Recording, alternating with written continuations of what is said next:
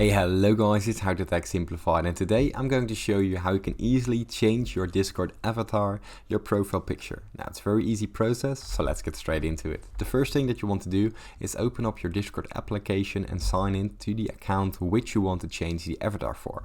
Now from there we go to the bottom left corner of our screen where our profile name appears. Simply open up this little menu, go down to your profile picture as of now, you can press it.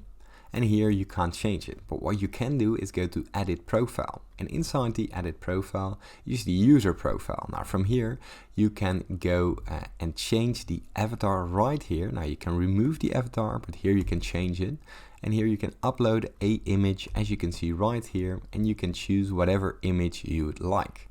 Now from there you can save it and the avatar has been changed. Now if this tutorial was helpful, please consider subscribing to my YouTube channel. This helps me a lot, and thank you for watching.